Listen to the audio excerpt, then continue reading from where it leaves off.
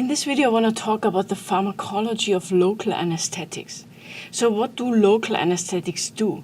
They block locally pain sensations so that you can do some small surgical procedures. So what do they exactly do?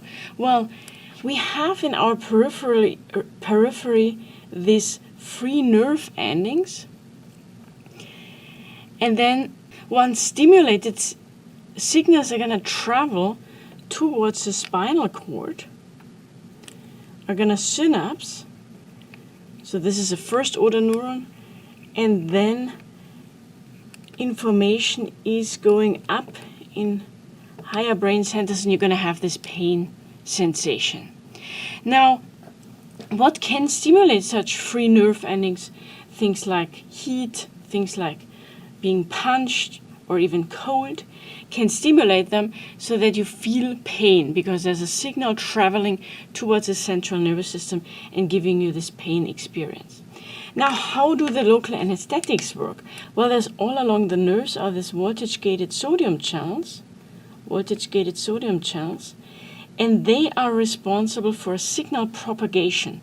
So they are responsible that the signal is going to get into the spinal cord and then can travel up to the brain. Now, with local anesthetics, we just block voltage-gated sodium channels. Local anesthetics all end in cane, so let's put that up here. Cane, things like lidocaine, bupivacaine, prilocaine, all end in cane, so very easy to recognize them. So let's look more in detail how local anesthetics work.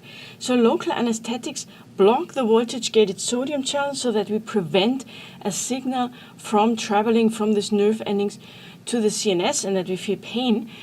And they block them from inside. So that means they need to first pass a cell membrane, and there's this lipid bilayer. Now, local anesthetics are weak bases.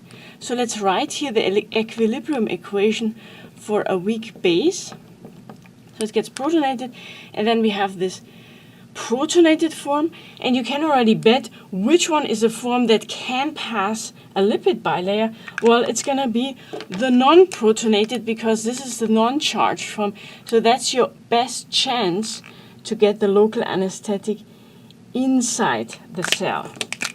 So in here we can write again the equilibrium equation, and it actually is going to turn out that inside this form is the one that's going to inhibit the voltage-gated sodium channel. And you probably remember that the voltage-gated sodium channels always cycle between arrested, activated, and inactivated. So it turns out that the local anesthetic gets into the open channel, so the activated form, but then binds tightly to the inactivated. So the form that is really inhibited is the inactivated one. Now, just a couple of words why this matters. Number one, you may need to inject a local anesthetic into an area that is inflamed. So let's suppose you have inflammation. What does it change? Well, inflammation is very acidic. So you're going to have a lot of these protons available. So you're going to shift the equation towards the protonated form when you're dealing with an inflamed area.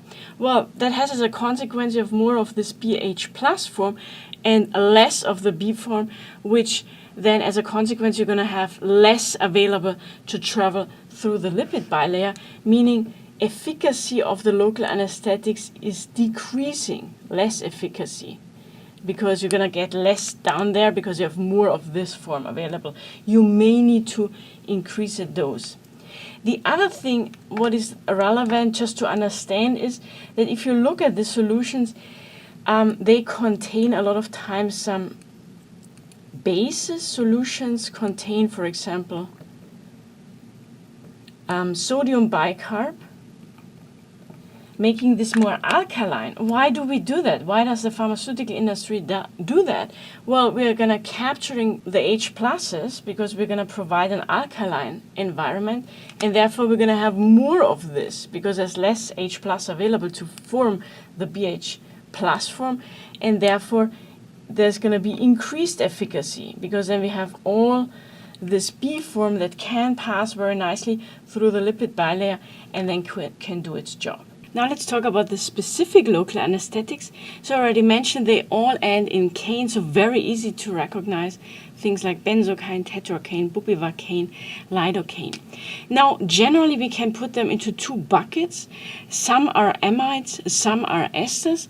So here these are the ester local anesthetics, and these are the amide local anesthetics. So they just are grouped by their chemistry. And how can I recognize that easily? Well, the amides all have an I in front of the cane. So that's very easy to recognize. Why does it matter? Why is it sometimes handy to know which one is an ester and which one is an amide? Now, number one is duration of action. Actually, we can say metabolism. How are they metabolized? Well, the esters are metabolized by esterases, and they are found in our plasma, and we have plenty of them. So that goes very quickly because we have so many, and that results in a pretty short duration of action.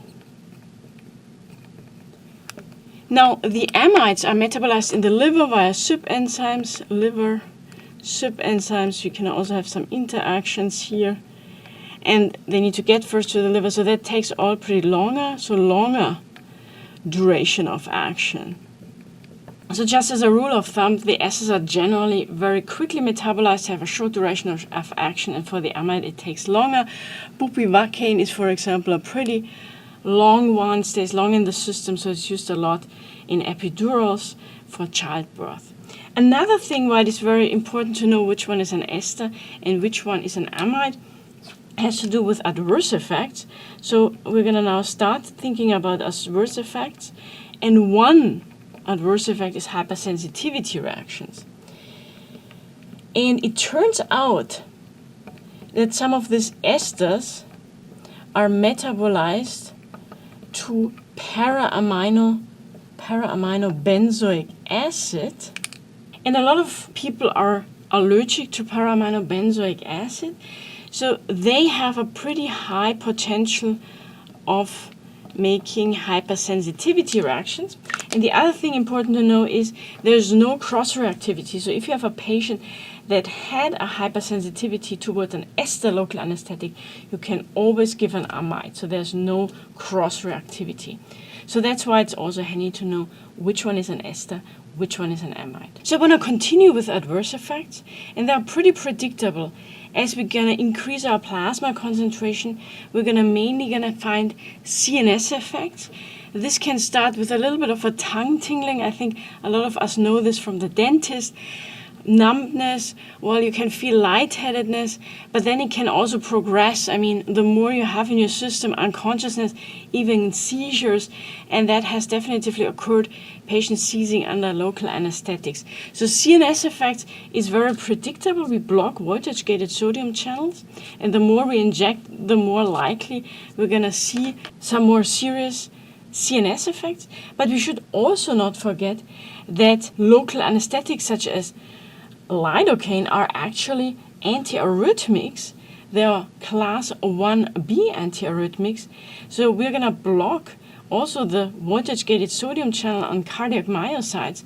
And as a consequence, we're going to see cardiovascular depression, which can result in hypotension, decreased heart rate. So the higher we go, we're also going to see some cardiovascular effects.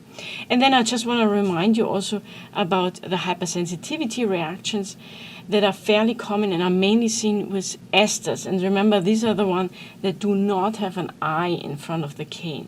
So things like tetracaine, benzocaine.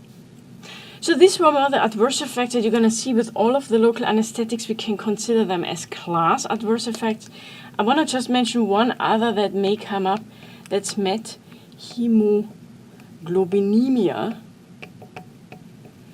which happens when the iron that is responsible also for transport of oxygen is oxidized from this Fe2 plus to the Fe3 plus form.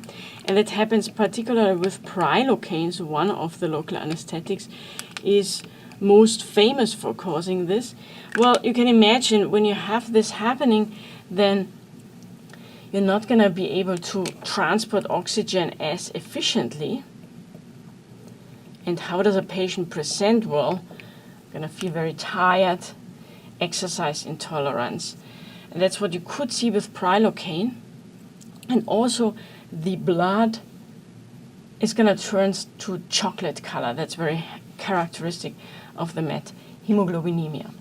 That finishes the video on the pharmacology of local anesthetics. Thanks for watching. Bye-bye.